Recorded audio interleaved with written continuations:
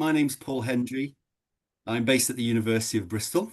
My role is I'm an in-sessional coordinator of English for academic purposes.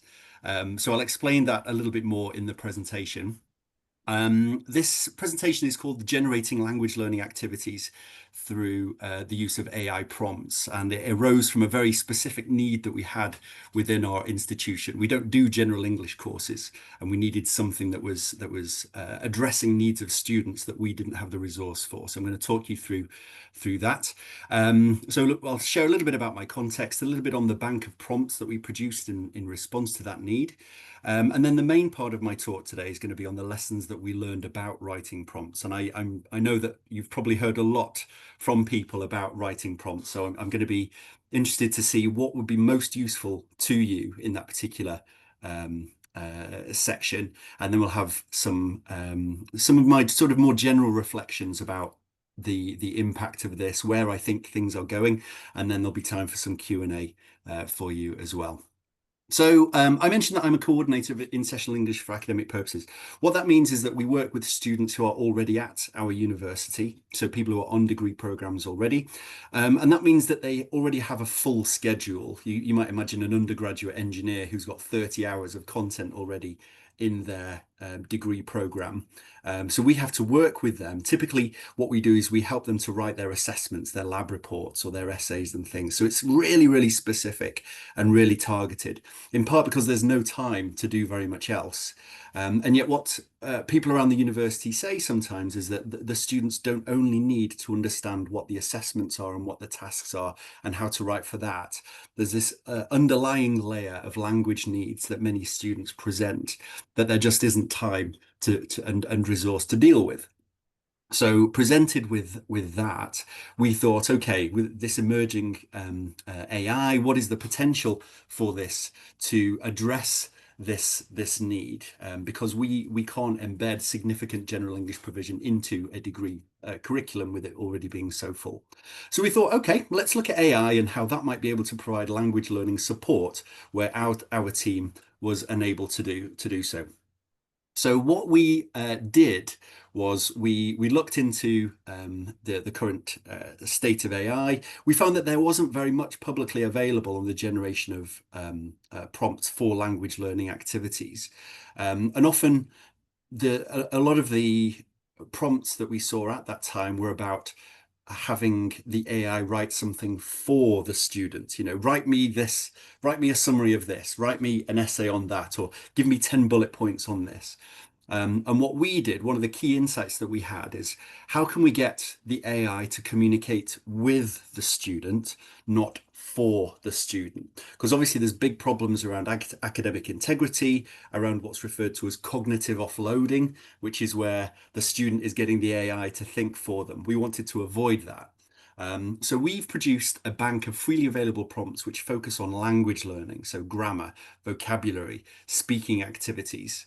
You'll see the list on your screen here of the actual types of prompt that we produced. We've got some on goal setting as well. We've got a nice one on reflection on learning as well, so where the student can think about an experience of study that they have had and think about what happened, what did they do well, what did they not do so well, what does this mean for them, and so on and so forth. Reading and writing are two of the obvious ones, I think, for AI. We deliberately avoided focusing on those two elements because there's a big concern, I think, worldwide in institutions about how do we manage AI? What should our policies be? What should our processes be? And I think a lot of institutions are sort of iteratively getting these policies and processes in place. So we wanted to completely avoid that, completely allay any concerns about academic integrity or cognitive offloading. So we haven't done anything deliberately on reading and writing because of how obvious they are. But we may be looking at those in future iterations. So if you're interested to see what we produced, I'm going to talk through that a little bit more in a moment. The link is on the screen here. Let me see if I can just get past that, and I'll just stop sharing for a second. I had the link copied, but it's gone. Hold on. I'll just put the actual link to the activity into the chat and then I will reshare. Okay, so we've called it Elton, which is short for academic English language teaching online, and the actual link to it is there. It is freely available. I'm just going to have a look with you at how to navigate it, and then I'm going to talk you through some of the core activities there.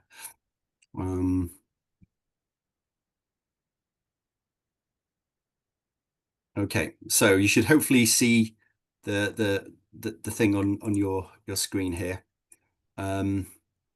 So you've got all the different types of activity on the right hand side there. So practice listening and speaking, pronunciation, goal setting, reflective skills, and so on and so forth. So if you go into grammar, for example, it gives you a list of all the different activities. So here you can practice a specific aspect of English grammar.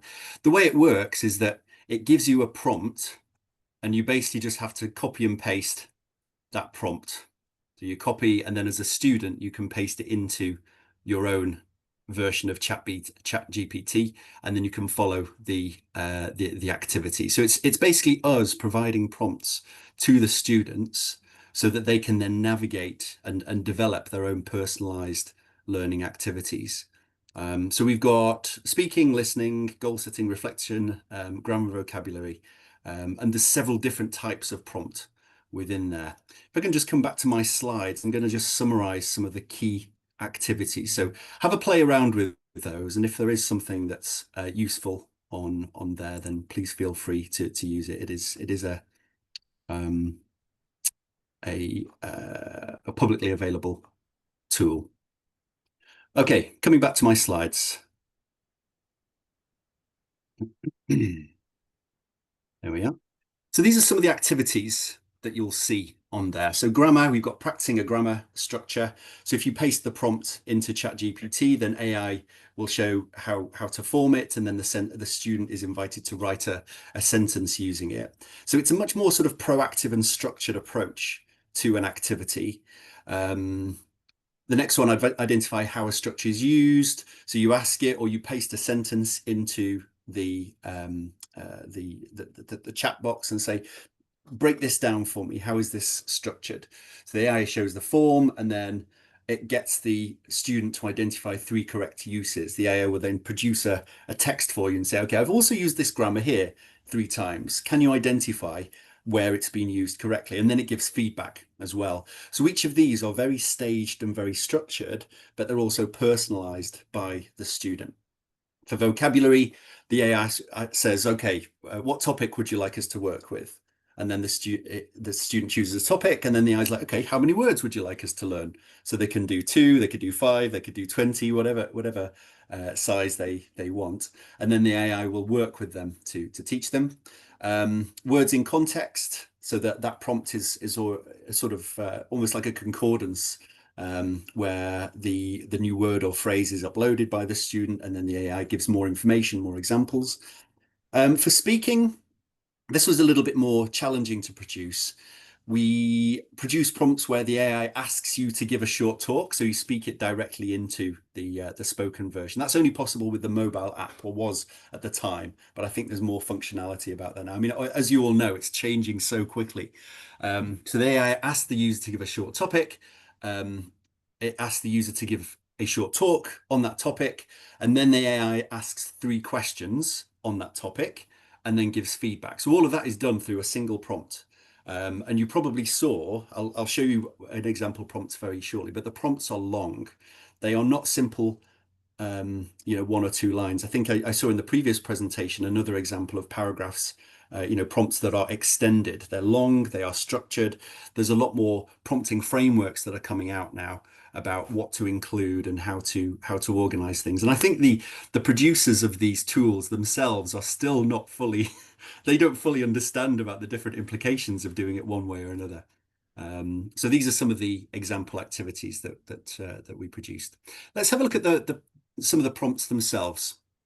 So this is an example prompt on grammar. I'm just going to give you 15 seconds just to read it and get a sense of it, and then I'll break it down a little bit for you.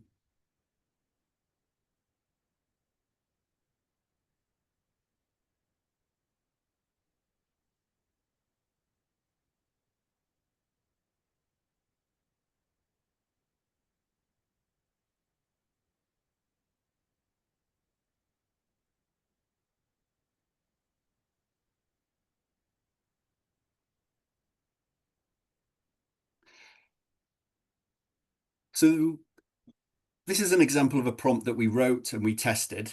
And you'll notice a few things about this. The first is you'll notice that we are doing certain things in this prompt that you'll have heard about a lot, I presume, from presentations. We're giving the AI a role. We're giving it a context. We're also breaking it down very much into step-by-step instructions. And I think the way that you do that is one of the things that does lead to the success and the value. We found that sometimes if you don't tell it to go step by step, or if you don't do all of this sort of if-then instructions, it will just give you all the information at the same time. It just goes bleh and gives you the whole thing as one document. And that's why prompts need to be tested, because you don't know how it's going to interpret it. And we found like very small changes in words, like just one or two words here and there would cause it to either do what we wanted, ask one question at a time, and then wait for the response, and then have the next part of the conversation. Some would cause that, and others would just get it to say, okay, well, if I was in this position, I would do this, this, this, then I would ask them that, then we'd do this, and then I'd do this and this and this. And that was one of the main challenges with writing prompts like this. It was to get it to keep breaking it down so that they didn't give too much or ask too much, overwhelm a student with too many questions or information. So a little bit of prompt analysis here, just breaking it down in very similar ways. At the front there, you've got the role, you've got the context there, the next part of highlighting. You've got a lot of the instructions, ask the user, do this, do that, wait for this. It reminds me a lot, writing this, of the old programs that we used to use in sort of introductory computing classes at schools, where it was like, 10 print your name, 20 go to 10. If some of you remember that from like decades ago, it's very similar to that now, but it's now using natural language, and so there is a lot of scope for experimentation. And I'm very excited to see what we do as a profession in prompt engineering, because I feel like we're still only just getting into this field. And I actually think my own sort of sub-discipline of English teaching, of English for academic purposes, I feel like communicating with an AI is a new and emerging sub-discipline of our field, because you are communicating with AI to generate particular academic purposes and academic products, if you like. So I feel like our profession should own that to some degree. We should own an aspect of how we communicate with AI to generate specific academic outcomes, in a way that abides with what I said before of not having the AI write for us and communicate for us, but to communicate with us and get us to deepen our thinking and what have you. So some tips. I'm not going to spend too long on this because I think it aligns with other things that you'll have seen today. Clear and specific, give the context, give a role, the step-by-step instructions. I think one thing that really comes out here is I think everyone here presumably is very experienced, trained as a teacher in learning, in their knowledge of what good language learning is and how it's achieved. That's really, really important for all of this prompt design stuff. It's the starting point, I would say. You've got to use your own expertise in the design of these things. And I think a couple of people have touched on how it's important to have a human or human beings right at the center of all of these processes. With these language learning activities, for example, you're not going to get very much engagement if students are just sort of left to do it by themselves. One of the best ways is to bring it back to a human to whom they have accountability, who might say, okay, you're struggling with the grammar, go away and do some of these grammar exercises and then send me your transcripts. Yeah, I think that's a really valuable possibility as we start to see more and more of this communication take place with AI, between a human and AI. We still have the ability to have a tutor review all of the transcripts of those conversations and so on and so forth. I think that might be quite promising in terms of retaining some accountability, because that's the key element that's missing if you only give it to the student to work with an AI to do. How does it come back to the tutor? Give constraints is the last one there. Only ask one question at a time. I think that makes sense as well. But as I say, what we found was if we didn't craft it effectively, we'd just get it wants to do everything at once and just give us one answer rather than break it down. Okay, so some of the key insights that we have here. You need to test and refine your prompts. Can I just have a quick show of hands here? How many of you have written a sort of extended prompt? Just get a thumbs up, or some other way of indicating. How many have written a prompt of say more than 2 or 3 lines? Yeah, a couple of you. Okay, many of you may have not. But so I think for me, it offers enormous potential here. We're still working out what this can and can't do, but we do need to keep testing and refining these prompts. If you haven't done this yet, I would recommend to just begin by experimenting with writing prompts for everyday tasks that you do. We've seen some great examples of producing activities.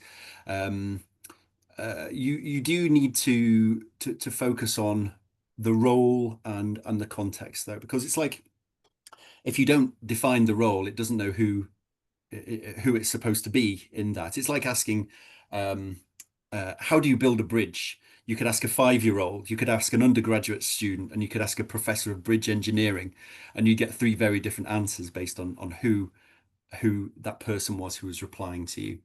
The longer structure enables the AI to operate more proactively and specifically.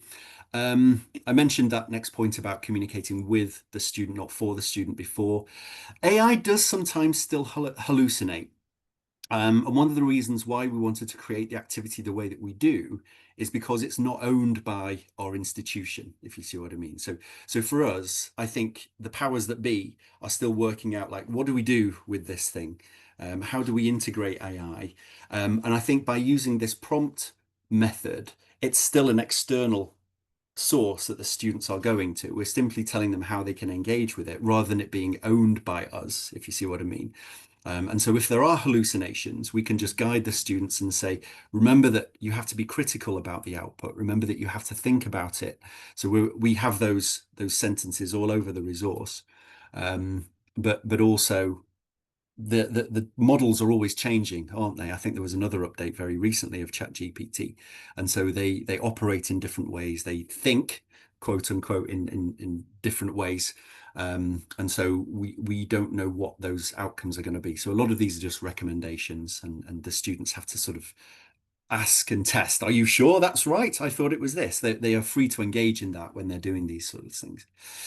One of the big challenges that we faced with speaking activities is that if you are just using the natural conversation mode, the AI will interrupt you when the speaker pauses. So I think particularly with language learners, you can very much imagine, let's say someone's talking about a trip to Paris, oh, well, I went to Paris and I visited the and then the AI will be like, "Oh, that's great. Tell me, what did you do when you went to?" It jumps in, and I think there are ways of doing that. There are ways of holding down the button and recording, and then having the AI do that. But if you just engage in the natural conversation, that feels very intrusive because it's used to smaller input, if you like, shorter sentences, and then filling in space, filling in silence. So that's something that we have to tell students about. Something else, the feedback is often too affirming. What we found when we were doing the feedback is sometimes it's not quite critical enough, or constructive. Let's call it constructive. Sometimes it does like to give, "Oh, you did really well," when there were quite a few things to focus on. And I wonder something for the next iteration might be how do we get it to give effective feedback? We know that feedback is a massive area and very important to learning, maybe one of the most important elements for learning. So there may be ways that we could introduce into prompts how it should give feedback, 2 positives and a constructive point, or, focus on this specific element. It's a huge area. There are new models all the time, and it is unclear about what differences they are introducing. We only tested our prompts on ChatGPT because that has been the most commonly available and most understood one. It's also got a good free version. We know that there are a bunch of them now, DeepSeek, Claude, they're all great. We don't know what the differences are. So it would be interesting. Another step might be to test some of these prompts with Claude, or DeepSeek and see if there are any differences. Something interesting I read about these that we also might consider introducing. Outputs can be more effective in some measures if an emotional dimension is added. Again, this isn't very unclear, but this is something from Mollick in 2024. If you haven't read Ethan Mollick's stuff, he's one of the he's one of the leading people, I would say, in prompt engineering. He's a professor at Wharton University in the States on entrepreneurship, but he's always been very interested in tech. I follow him on Twitter, and he's just very insightful in the things that he produces. And he was the first one that I saw make prompts longer than 2 or 3 sentences about a year or so ago. So that's quite interesting. If you add an emotional dimension, sometimes it seems the AI can work harder to think about something because it's more meaningful to the user. But we haven't tested that. Okay, so if you want to write your own prompts, then for you, I would recommend use your expertise. So first of all, imagine an activity that leads to learning. You've seen some good examples. You are trained teachers, many of you, most of you, perhaps all of you. You know how these things work.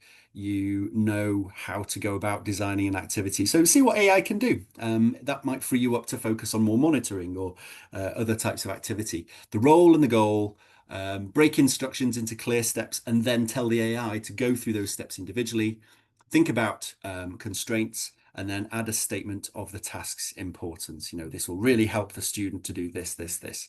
Those are some of my suggestions for you when writing your own prompts. So for us, in our next steps, we're happy with how things have gone. Students seem to like them. They seem to find them useful. We haven't introduced them systematically into any courses yet. We are simply allowing the tutors of classes who work with the students directly to decide how this should be embedded or introduced within their classes. We've given them suggestions of, if you want the students to do it, you can tell them to do the activities and then send you the transcripts. We've suggested that, but there are other things that we might want to look at in future. So some possible next steps. We could have a look at the AI functioning as a student. One of the elements of the learning literature says that if you have to teach a subject, it's a really good way of teaching yourself. And so one set of prompts might revolve around the AI being a student. So if you learn something as a student, you are then tasked with teaching the AI, and the AI could be tasked with asking specific questions and coming up with different pieces. Perhaps even activities in which the students themselves are writing. It's a very natural language-based activity now, prompting. So there may be a capacity for the students themselves to produce something, a prompt. They articulate a purpose, what they want the AI to do. They write prompts, and then they compare the outputs of those prompts. There's a lot of language involved in that, and very contextual language as well. That could be quite useful. Negotiating a class contract or statement of values, so a sort of coaching approach to it. Case studies or role play scenarios. Really valuable for generating what might have been quite a cognitively demanding task for a tutor. Having the AI develop a case study with specific elements that you'd want, perhaps in terms of a discussion, or an extended seminar or something. You could have an example for a business or something. What should the business do in this situation, and why? We could produce prompts which are actually themselves prompt writers. So getting a bit meta there, but it's possible, I think, to have to write a prompt which, when you put it into the AI, it guides the AI to look with you at producing an effective prompt for something. So it might have like, what role would you like the AI to play? What's the context? What are the constraints? And so on and so forth. I can see that being quite useful. And then something else that I read about quite recently, which is a more broad approach to to prompting. This is from a guy called Tiago Forte, who is looking at how AI works in businesses and things.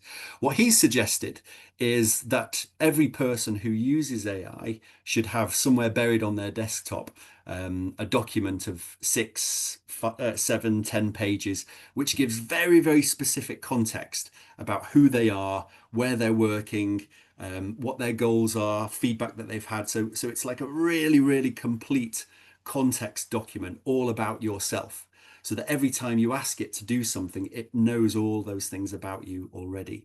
A lot of presenters have come up with the importance of context. So this idea of the master prompt is basically a document that you upload every time you are doing a prompt, so that it knows really, really specific details about you. What observation feedback you got last year, what your goals are with the class, who the members of the class are, all these different bits and pieces.